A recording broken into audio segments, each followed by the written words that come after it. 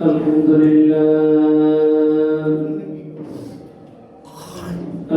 لله نحمده ونستعينه ونستغفره ونستهديه ونؤمن به ونتوكل عليه ونشكره ولا نكفره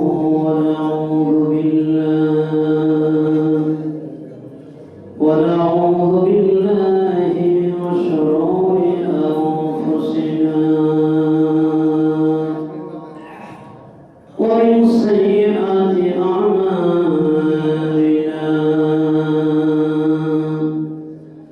من يهده الله فلا مضل له ومن يضلله فلا هادي له ونشهد أن لا إله إلا الله وحده لا شريك له ونشهد أن سيدنا وسندنا وحبيبنا وحبيب ربنا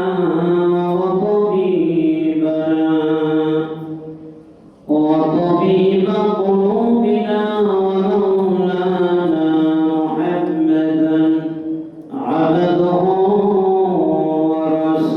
ورسوله صلى الله تعالى عليه وعلى آله وصحبه وبارك وسلم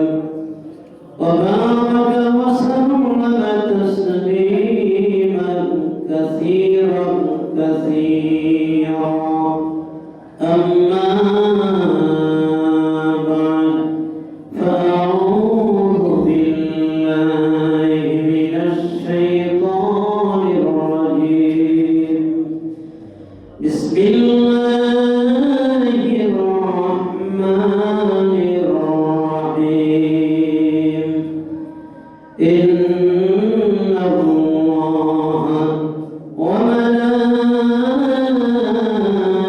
وملائكته يصلون على النبي يا أيها الذين آمنوا صلوا عليه وسلموا تسليما صلى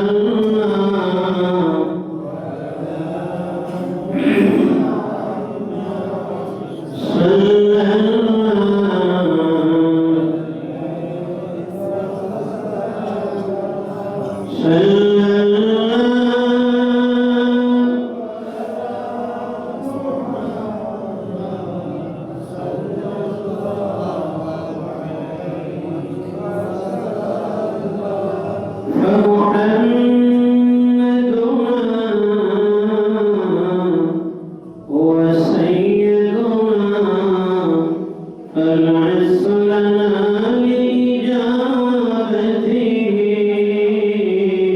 صلى الله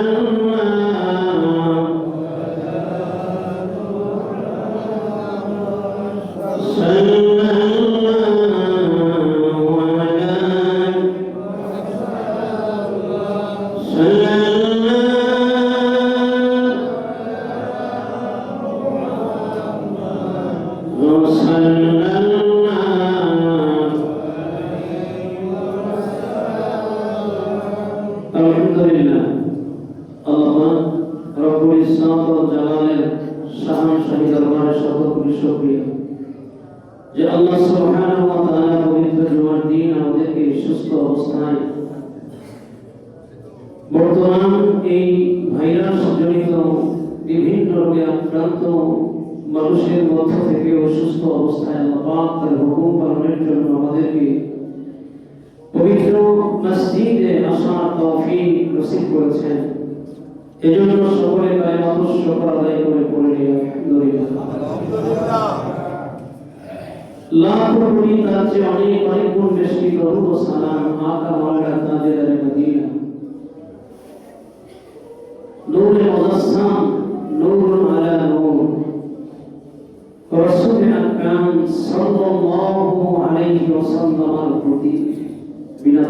আজকের এই মাহফিলে যে আল্লাহ সুবহানাহু ওয়া তাআলা তার কলিজার টুকরা তার প্রিয় দোস্ত বন্ধুবর মুহাম্মদুর রাসূলুল্লাহ সাল্লাল্লাহু আলাইহি ওয়াসাল্লামের উম্মত হিসেবে আপনাকে আমাকে এই পৃথিবীতে আল্লাহ কবুল করেছেন।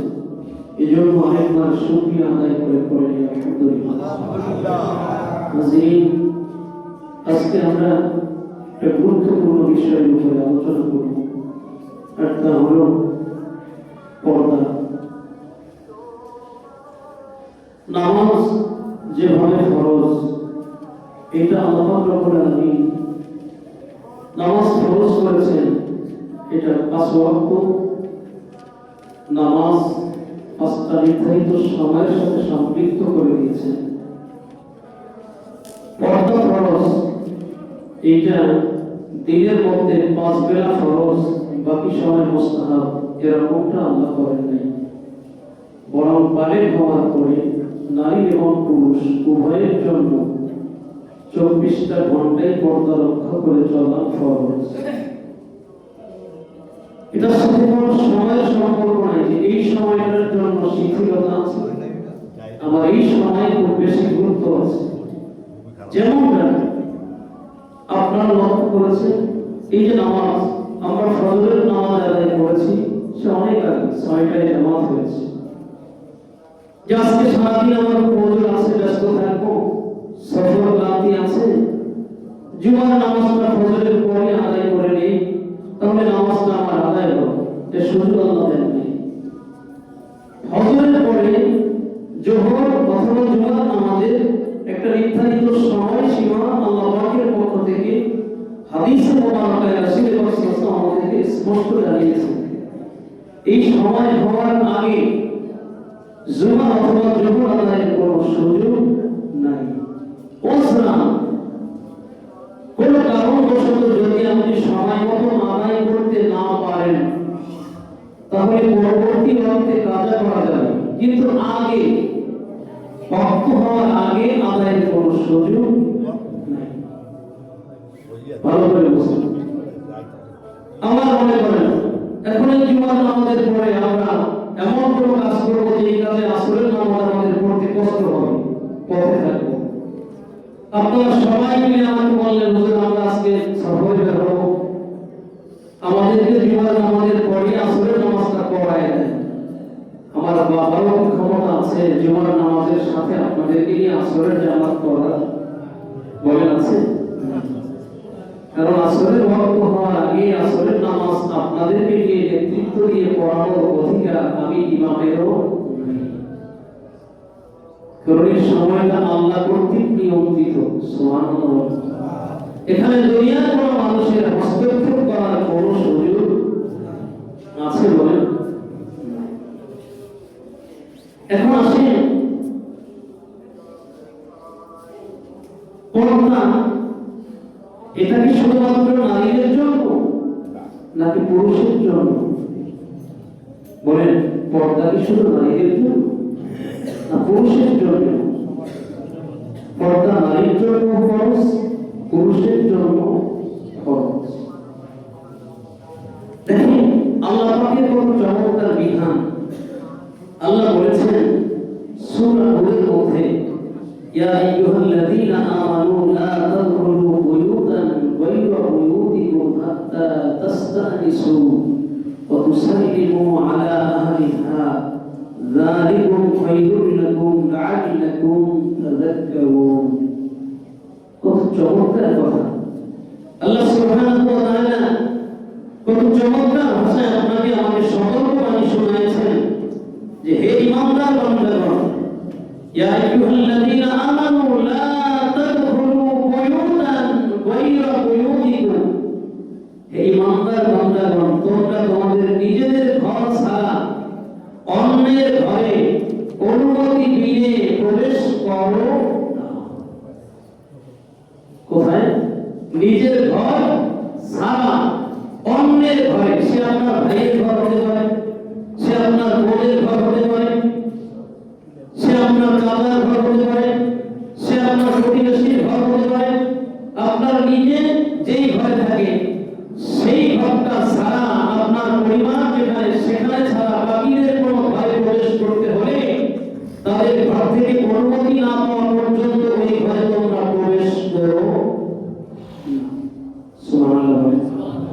নির্দেশটা কার? সবাই বলেন নির্দেশটা কার? এটা আল্লাহর নির্দেশ। আল্লাহ চমৎকার ভাষায় বলেছেন, তোমরা অন্য কোনো ব্যক্তির ঘরে প্রবেশ করার আগে অবশ্যই তাদের থেকে অনুমতি তলব করো। তারা যখন তোমাদেরকে অনুমতি দিবেন তখন তোমরা তাদের ঘরে প্রবেশ করবে। এর আগেই তোমরা অন্য কোনো ব্যক্তির ঘরে প্রবেশ করতে পারবে বলে অন্য কোনো ব্যক্তির ঘরে প্রবেশ করতে পারবে না। কিন্তু আমরা কি এই আদত এটা রক্ষা করি? কারণ বাড়িতে গেছি, দরজা খোলা পেয়েছি, হুট করে ঘরের ভিতরে ঢুকে পড়েছি। এক্ষেত্রে আল্লাহ রাব্বুল আলামিনের বেশ কিছু নির্ধারিত বিধিনিষেধ আছে। আমরা সেই বিধিনিষেধগুলো মানি না, লক্ষ্য করি না। মুআজ্জাজ হাজিরিন, আল্লাহ রাব্বুল আলামিন ছেলের সাথে মায়ের দেখা করা এটা জায়েজ। ছেলে মায়ের সাথে দেখা করবে এটা জায়েজ। মেয়ের সাথে দেখা করবে এটা বাবার জন্য জায়েজ। কিন্তু এখানেও কিছু বিধিনিষেধ আছে। মায়ের সাথেও ছেলের পর্দা আছে, ছেলের সাথেও মায়ের পর্দা আছে। তিনটা সময় মায়ের কাছে ছেলে যদি যায় তাকেও ছেলের মায়ের থেকে অনুমতি নিয়ে যেতে হবে। সুবহানাল্লাহ। এটা আমার কথা না, আল্লাহ কোরআনের কথা। তিনটা সময়, কয়টা সময় বলেন? তিনটা সময় আছে এমন যে তিনটা সময় মায়ের কাছে যদি সন্তান প্রবেশ করতে যায় তাহলে মায়ের কাছ থেকেও সন্তানের অনুমতি লাগবে। সূরা নূর 58 নম্বর আয়াতের মধ্যে বিষয়টা আল্লাহ স্পষ্ট করে দিয়েছেন। তিনটা সময় মায়ের কাছে ছেলে যাবে, তাতেও অনুমতি লাগবে। তার মানে মায়ের সাথে ছেলের পর্দা করা এটা ফরজ না। মায়ের সাথে দেখা করবে, দেখা করার জন্য বৈধ জায়েজ। কিন্তু সেই মায়ের সাথেও তিনটা সময় আছে এমন যেই তিন সময় দেখা করতে গেলে মাকে আগে ডাক দিতে হবে। মা যদি আপনাকে যেতে অনুমতি দেয় তাহলে ভিতরে প্রবেশ করতে পারবেন, নতুবা মায়ের সাথে ওই তিন সময় দেখা দেওয়া যাবে। তাহলে আল্লাহর আইন কি কঠিন না খুব সহজ? এই কঠিন আইনটাকে আপনি যদি সহজে মেনে নেন তাহলে আপনার জন্য খুব সহজ। ইসলাম মানলে আপনার জন্য কঠিন না, আর ইসলাম যদি না মানেন তাহলে আপনার জন্য অনেক বড় কঠিন হয়ে যাবে। সেই তিনটা সময়ের কথা আল্লাহ রাব্বুল আলামিন পবিত্র কোরআনে হাকিমের সূরা নূরের 58 নম্বর আয়াতে তুলে ধরেছেন, ইয়া আইয়ুহাল্লাযীনা আমানু লিতাস্তাযিনকুমুল্লাযীনা মালাকাত আইমানুকুম ওয়াল্লাযীনা লাম ইয়াবলুগুল হুলুমা মিনকুম সালাসা মাররাতিন মিন ক্বাবলি সালাতিল ফাজর ওয়া হিনা তাদউনা সিয়ামাকুম من الظهيرة ومن بعد صلاة العشاء ثلاث عورات لكم ليس عليكم ولا عليهم جناح بعدهن طوافون عليكم بعضكم على بعض كذلك يبين الله لكم الآيات والله عليم حكيم। আল্লাহ বলেছেন, হে বান্দাগণ, তোমাদের সাথে যাদের দেখা করা বৈধ করেছি অথবা তোমাদের মধ্যে যারা কিছু দাসদাসী ঘরের মধ্যে রেখেছো তাদের জন্য তিনটা সময় তোমাদের মা অথবা তোমাদের যাদের সাথে দেখা করা বৈধ তাদের কাছে যেতে হলে অনুমতি লাগবে। তাদের অনুমতি বিন্দু তাদের সাথে তোমরা দেখা করতে পারবে না। আল্লাহ বলেছেন, সালাসা মাররাতিন, তিনটা সময় মিন ক্বাবলি সালাতিল ফাজর, ফজরের নামাজের আগে। সারা রাত আপনি ঘুমিয়েছেন, আপনার মাও সারা রাত ঘুমিয়েছে ঘুমের কারণে। আপনার মা রাত্রে অচেতন ছিল, ঘুমের মধ্যে আপনার মায়ের শরীরে কাপড় চোপড়গুলো স্বাভাবিকভাবে ঠিক মতো থাকে না। হয়তো কোনো কাপড় চোপড় যেগুলো তার গায়ের উপরে রাখা দরকার ছিল গরমের কারণে সেগুলো পাশে রেখে দিয়েছে। যেই কারণে আপনার মা হোক, আপনার বোন হোক, অন্য কোনো ব্যক্তি হোক, যাদের সাথে দেখা করার জন্য আপনার অনুমতি লাগবে, নারায়ে তাকবীর, নারায়ে তাকবীর, নারায়ে রিসালাত, নারায়ে রিসালাত। পরাকালীনভাবে আমরা একজন সম্মানী মেহমান পেয়েছি, আলহামদুলিল্লাহ। ফরাজি কান্দা, আপনারা সকলে ফরাজি কান্দি দরবারের নাম তো শুনেছেন। আপনারা মরহুম হযরত পীর সাহেব হুজুর কেবলা এই মসজিদে পদধূলি অনেকবার হয়েছে, হুজুর দোয়া করে গেছিলেন। তো যিনি জান্নাতুল বাকিতে ঘুমিয়ে আছেন, তো তাদেরই বংশের মানুষ, আপন ভাই, হুজুরের ছোট ভাই, তরিকার জগতে তিনি একজন অনন্য প্রতিভাবান ব্যক্তি, খ্যাতবোধ করে যাচ্ছে। আহলে সুন্নাত ওয়াল জামাতের একজন পরিষ্ঠ কর্মী হয়ে, নিবেদিত প্রাণ হয়ে তিনি ইসলামের খ্যাতবোধ করে যাচ্ছেন। অনাকাঙ্ক্ষিতভাবে আজকে আমরা মেহমান হিসেবে পেয়েছি, তাকে খুশি না হয়ে যায়। আল্লাহ পাক হুজুরের সুবহানের কারণে আমাদের সকলের আজকে জুমার নামাজ সহ আমাদের জিন্দেগি সব গুনাহ যেন মাফ করে দেন, জুমা যেন কবুল করেন। আমরা আউলিয়া কেরামদেরকে ভালোবাসি, তাদের সাথী হয়ে আমাদের জীবনটাকে শেষ করতে চাই। কারণ আউলিয়া কেরামদের সম্বন্ধে আল্লাহ পাকের বাণী হলো, আলা ইন্না আউলিয়া আল্লাহি লা খাউফুন আলাইহিম ওয়া লা হুম ইয়াহজানুন। সুবহানাল্লাহ। সাবধান করে দিয়েছেন আল্লাহ আমাদেরকে, তোমরা সাবধান, আউলিয়া কেরামদের সাথে বেয়াদবি করো না, তাদের কিন্তু ভয় নাই, আখিরাতে তাদের কোনো চিন্তাও নাই। সুবহানাল্লাহ। কাজী আল্লাহ পাকের একজন ওলি, আল্লাহ পাকের একজন আল্লাহর ওলি, আপন ভাই, যিনি জান্নাতুল বাকির সদস্য।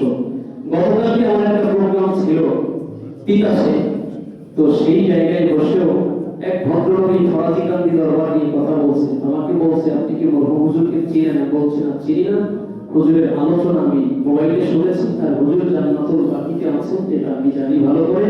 দরবারের সাথে এখন যারা আছেন তাদের সাথে আমার চলাফেরা আছে।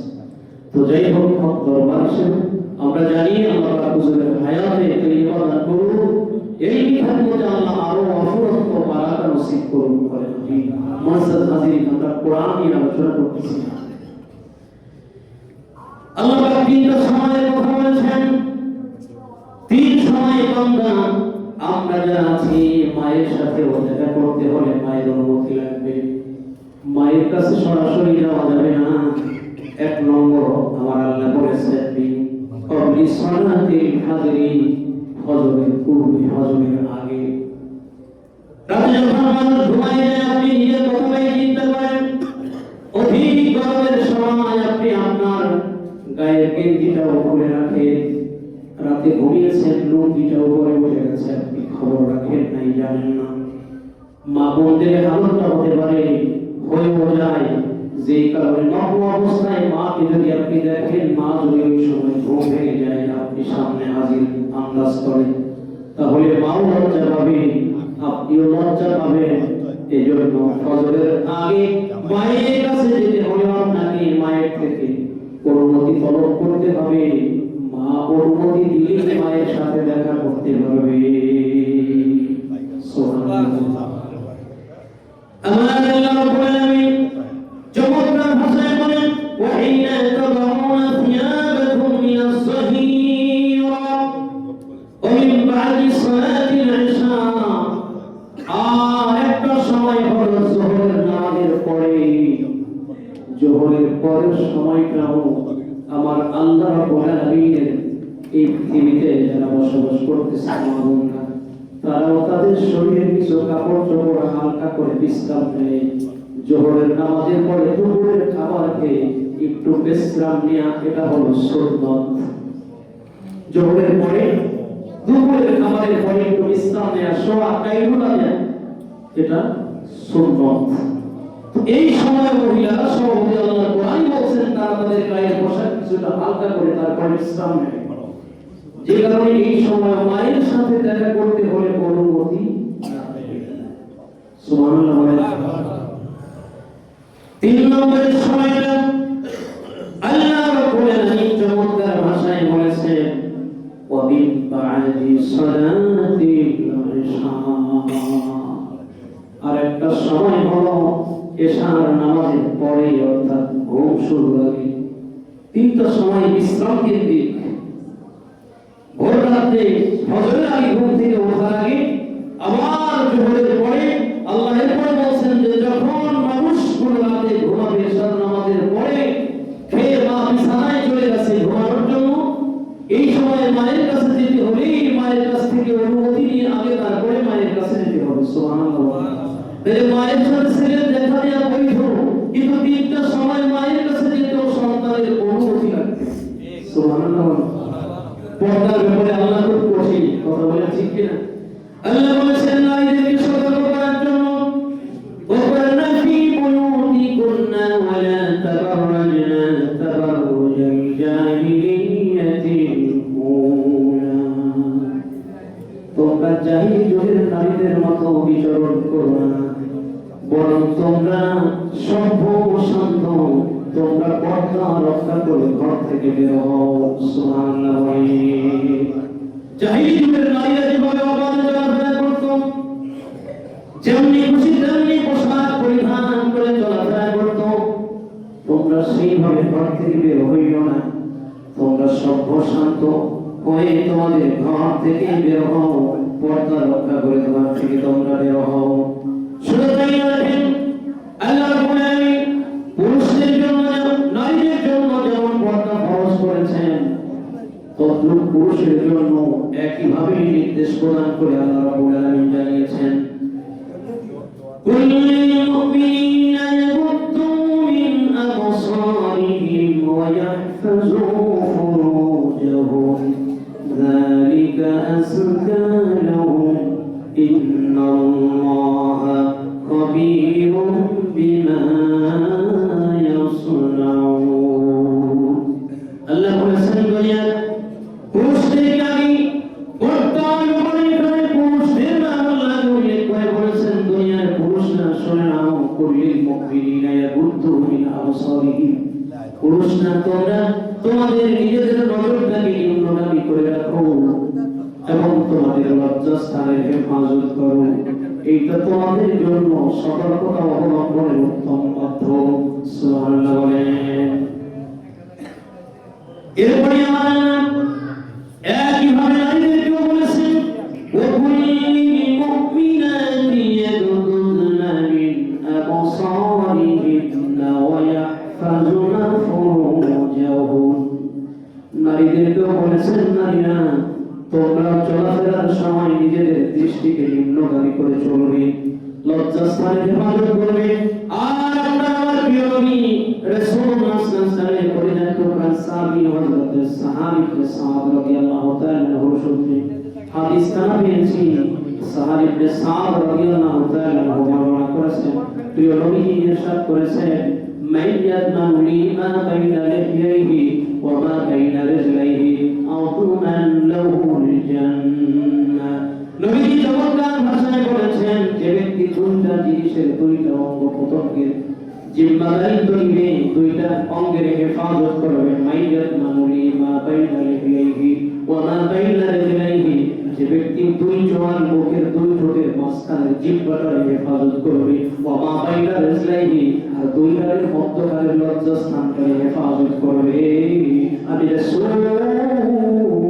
তার জন্য জান্নাতের জিম্মাদারিত্ব নিলাম।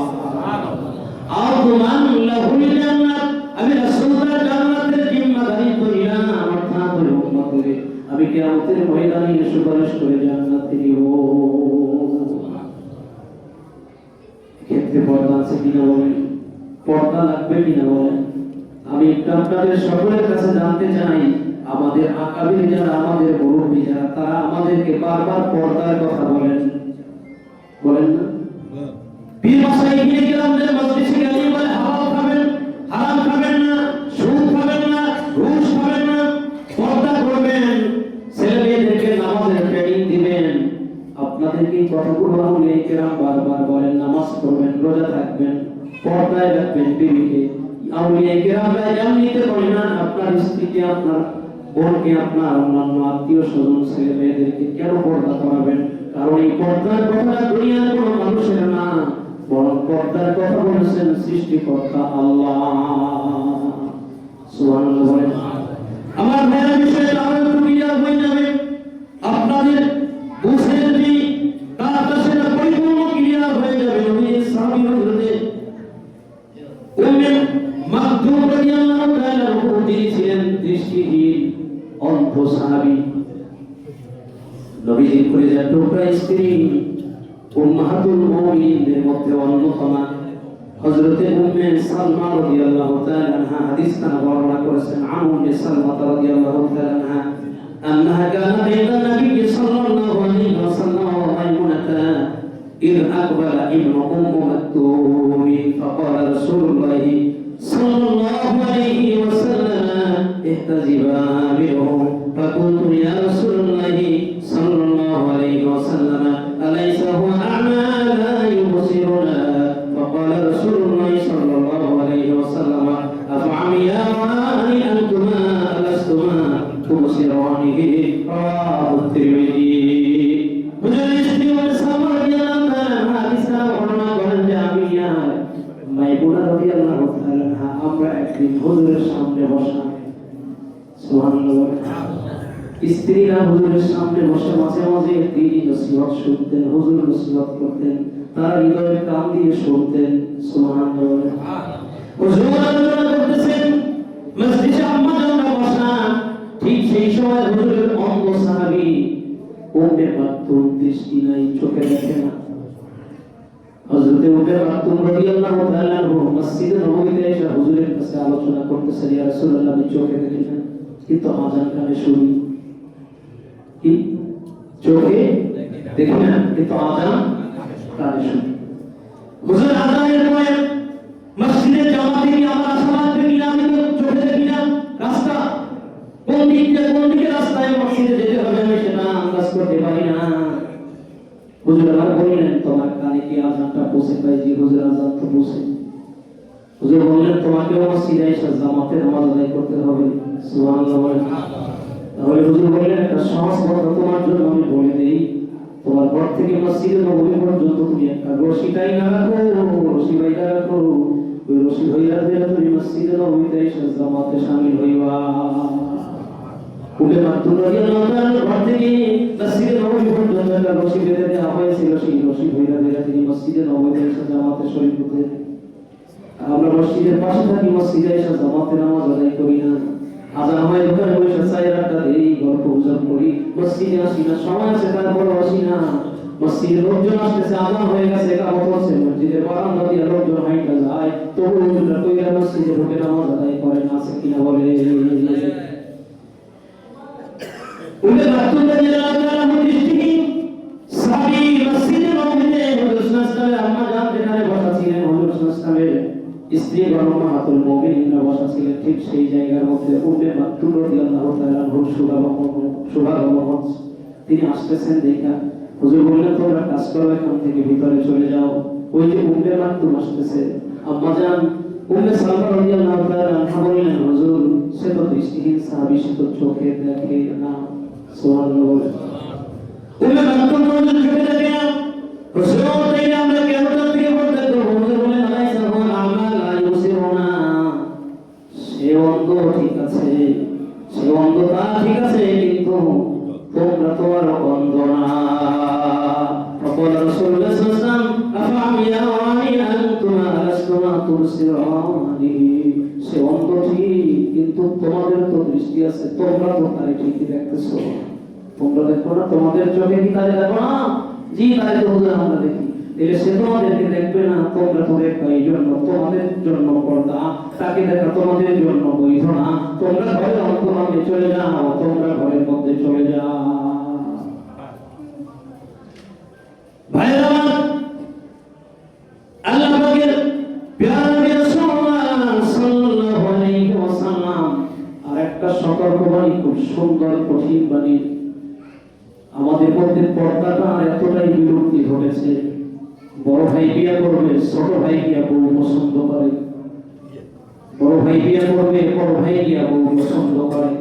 আগে বড় ভাই গিয়া দেখে, বড় ভাই পছন্দ হলে ইয়েস, পছন্দ না হলে নট।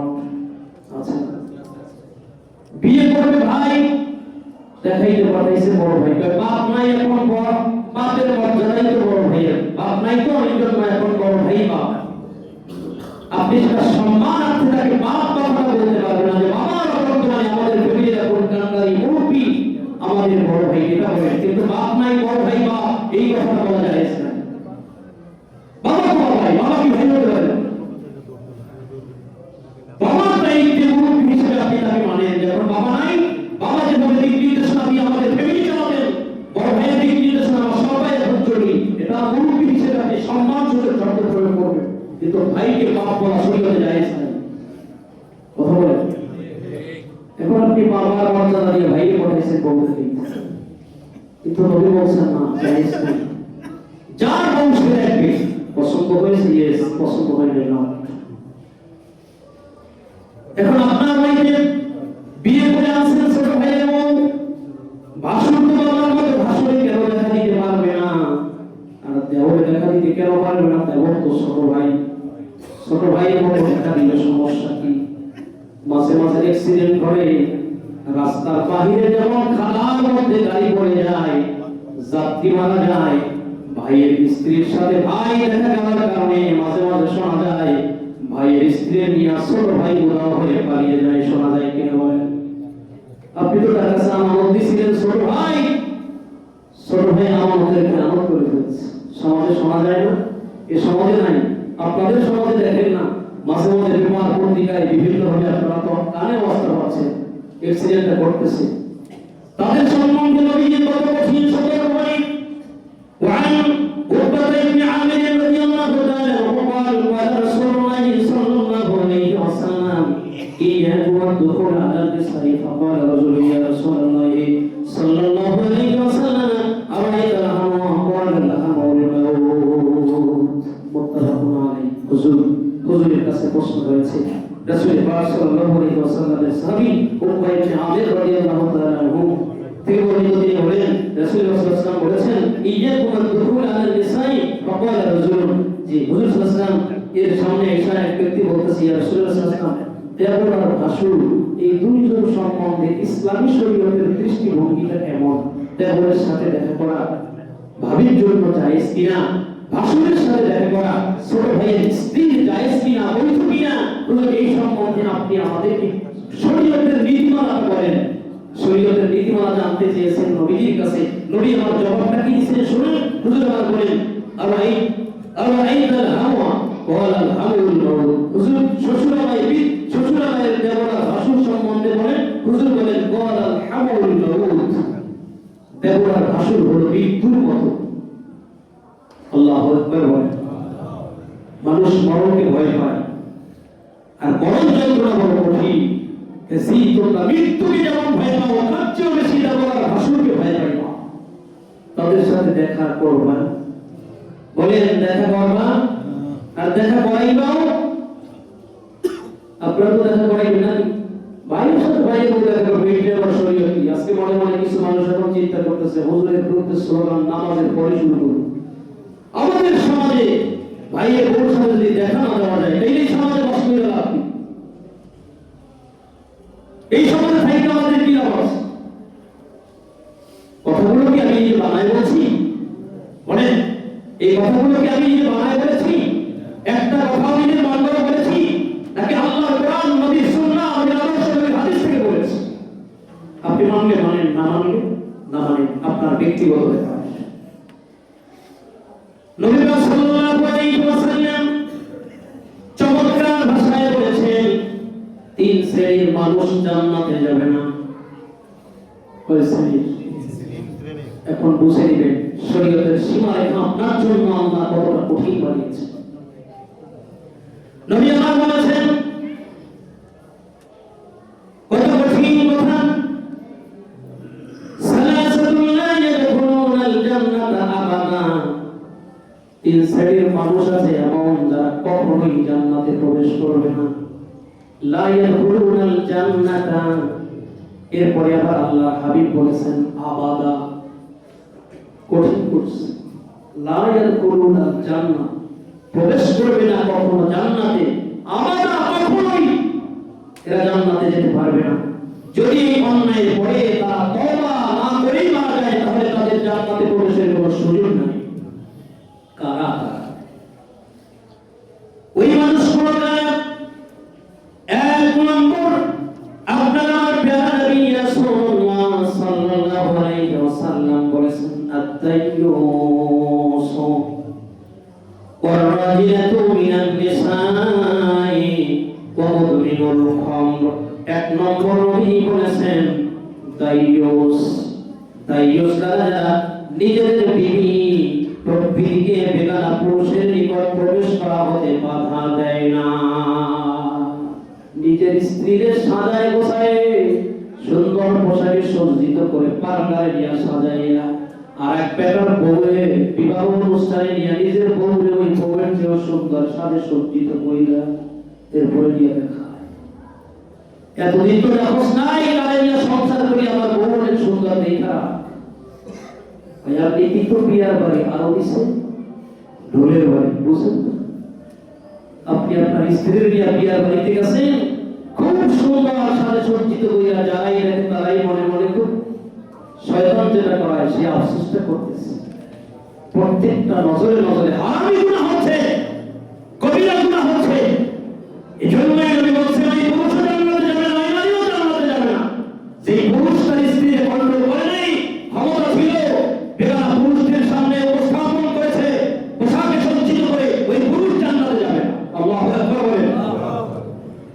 নবীজি আমার এরপরে আমার কঠিন কথা বলেছেন, আত-তাইয়্যুস ওয়ার-রাজিলাতু মিনান নিসা। দুই নম্বরে হলো মর্দা স্ত্রী লোক যারা পুরুষের ন্যায় চলাফেরা করে, আছে না? মর্দা স্ত্রী লোক রাস্তা দিয়ে যেমন ভাবে হাঁটে, এটা পুরুষ না মহিলা বোঝা মুশকিল। পুরুষদেরকে দেখলেও রাস্তায় সহিহ হয় না, পারলে পুরুষদেরকে টাচ দিয়ে যেতে পারলে আনন্দ পাইল, এটা মনে হয় তার ক্যাডিট পারলো। কথা বলে আছে কি? নবী আমার বলে এই নারীরা কখনো জান্নাতে যেতে পারবে? নারীরা তো ঘরে থাকবে, তাদের সৌন্দর্যকে বর্ধন করে রাখবে, ঘরের গণ্ডিকে আটকায় রাখবে। এটা তার জন্য আল্লাহ নির্দেশ, আল্লাহ হাবিবের নির্দেশ। তিন নম্বর হলো নবীজি কত চমৎকার ভাষায় বলেছেন, তিন নম্বরের ব্যক্তি হলো ওয়ামুদমিনুল খামর, যারা মদ্যপানে অভ্যস্ত, মদ পান করে, নেশা করে। নেশা কি বলেন? বলেন না আপনাদের সমাজে নেশা নাই আছে? আমি জানি না, আমার প্রায় তো ওরা হয় নাই, রাস্তায় তো দেখি না কেউ খাই মাতাল হয়ে ঘুমায় আছে, আমার চোখে এখন পর্যন্ত ভয় নাই। তবে শুনি দুই একজনের কথা অমুকে মাঝে মাঝে টান মারে। যারা টানেন ভালো করে টানেন, বেশি করে খান, কারণ আপনার জন্য একটা খাবার অপেক্ষায় আছে। আপনি যতটুকু পরিমাণ নেশাজাত দ্রব্য পান করবেন, আপনার জন্য সুসংবাদ আজকে খুব সুন্দর করে সামরিক ভাষায় বলে দেই, আপনি যেই কয়েক গ্লাস অ্যালকোহল মদ পান করছেন, অপেক্ষায় থাকেন আমার আল্লাহ আপনাকে জাহান্নামের মধ্যে মেহমানদারি হিসেবে মানুষের গায়ের পচা রক্ত পচা পুষ তত গ্লাস বরাদ্দ করে রাখছে। কি রাখছেন? কি রাখছেন বলেন?